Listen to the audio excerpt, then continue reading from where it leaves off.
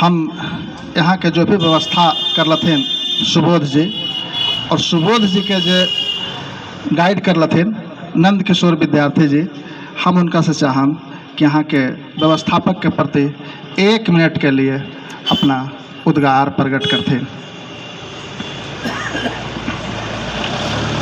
धन्यवाद मन्नी भाई। ई चौपाल कार्यक्रम हमनी के 10वां हो रहा है। जैसन कि एक पहले बहुत कुछ सुना देवल गेल, कहाँ कहाँ से कैसे कैसे करवा चलल, ये सारी बात के जानकारी अपने लोग के दे देवल गेल।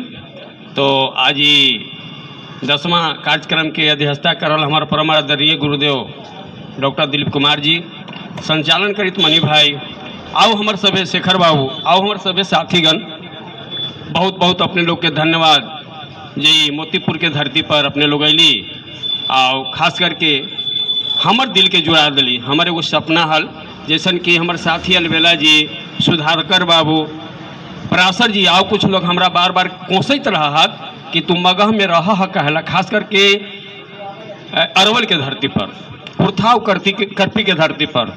तो हम भी संकल्पित हली, हमार संकल्प हल कि कुर्था करपी में कार्यक्रम ही होवे के चाहिए।